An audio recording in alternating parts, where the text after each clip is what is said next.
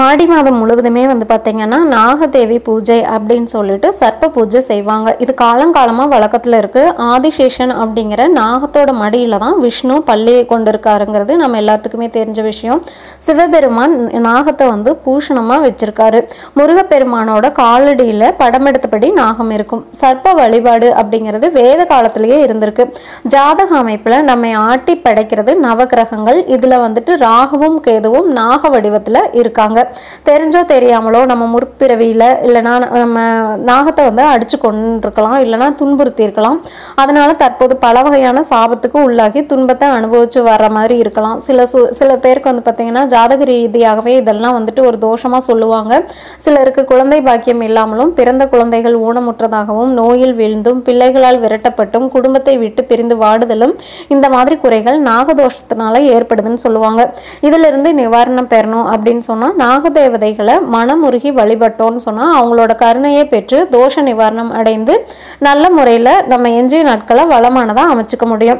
நம்மளோட மூதாதையர்களால் உருவாக்கப்பட்ட ராகு கேது கிரகங்களுக்கான கோலங்களை முறையே செவ்வாய் சனிக்கிழமைகளில் பூஜை அறையில் பச்சரிசி மாவுனால் போட்டு குத்துவிளக்கேற்றி வச்சு ராகு அப்புறம் கேது நாமாவளியால் அர்ச்சித்து காயத்ரிகளை பாராயணம் செஞ்சு வந்தோன்னா தோஷங்கள் விலகி விருப்பங்கள் பூர்த்தியாகும்.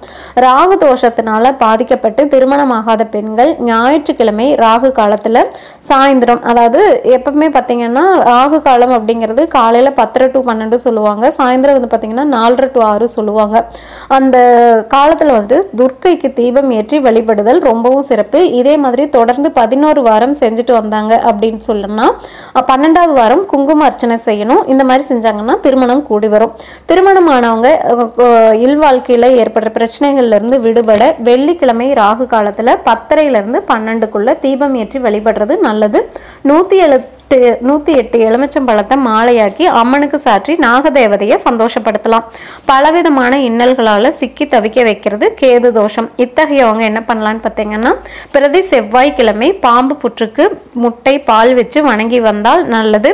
சுமங்கலிகள் அருகே இருக்கிற அம்மன் கோவில்களில் இருக்கிற புற்றுக்கு ஆடி வெள்ளிக்கிழமைகளில் பால் தெளித்து வழிபடலாம். அரச மரத்துக்கு அடியிலோ இல்லைனா வேப்ப மரத்துக்கு அடியிலோ பிரதிஷ்டை செய்யப்பட்டிருக்கிற நாகர்களுக்கு எண்ணெய் தடவி பால் அபிஷேகம் செஞ்சு மஞ்சள் பூசி குங்குமம் சந்தனம் இட்டு மலர் தூவி அலங்காரம் செஞ்சு மஞ்சள் வஸ்திரத்தை உடுத்தி தேங்காய் உடைத்து வெற்றிலை பாக்கு பழம் சர்க்கரை பொங்கலோட கற்பூர ஆரத்தி எடுத்து மனதார பூஜித்து வந்தால் சகல நாகதோஷமும் தீரும். தீய பழக்க வழக்கம் இருக்கிற மகன்கள் திருந்திருக்கும். அவங்களோட நல்ல படிப்பையும் அறிவையும் அவங்க பெறணும் அப்படின்னு சொன்னா அம்மனுக்கு பால் காவடி எடுக்கிறது நல்லது. நாகதோஷத்தினால ஏற்படுற அவமானங்கள் பெண்களால் உண்டாகக்கூடிய கசப்பான சம்பவங்கள்ல இருந்து நிவாரணம் பெறணும் அப்படின்னா பிரதோஷம் தோறும் மௌன விரதம் இருந்து உமா மகேஸ்வரியையும் நாகவல்லி அம்மனையும் பிரார்த்தனை செய்யறது நல்லது. சின்ன விபத்துகளால் பாதிக்கப்படுறவங்களும் மனைவியோட தீராத நோய் நீங்கிறதுக்கும் கண் பார்வை சம்பந்தமான நோயால அவதிப்படுறவங்களும் கொடுத்த பணம் இடையூறின்றி திரும்ப கிடைக்கவும் பலதாரம் ஏற்படாமல் இருக்கவும் ஏமாற்றங்களை தவிர்க்கவும் குழந்தைகளிடையே ஒற்றுமையும் சகோதரத்துவமும் ஏற்படவும் ஆடி வெள்ளிதோறும் புற்றுக்கு பால் தெளிச்சு வர்றது ரொம்பவுமே அவசியம். ராகு கேது ஸ்தலங்களான ஸ்ரீ காளகஸ்தி திருநாகேஸ்வரம் இந்த மாதிரி தலங்களுக்கு ஆண்டுக்கு ஒரு முறையாவது குடும்பத்தோட போய் தரிசிச்சுட்டு வரணும். ஜென்ம நாகதோஷம் இருக்கிறவங்க அரசாங்க உத்தியோகத்துல இருந்தாலும் கூட சக நண்பர்களால இடைஞ்சல் அடைவாங்க, சொந்த தொழில நஷ்டம் அடைவாங்க. இத்தகையவங்க பித்ருக்களுக்கு செய்ய வேண்டியதை முறைப்படி செஞ்சு தானம் கொடுத்தாங்கன்னா நாகதோஷம் நீங்கி நன்மை கிடைக்கும்.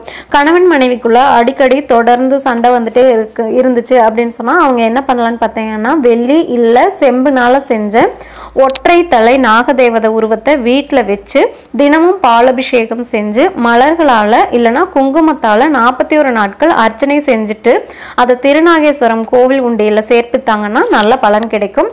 மேலும் தகவல்களுக்கு சேனலை சப்ஸ்கிரைப் பண்ணுங்க. தேங்க்யூ.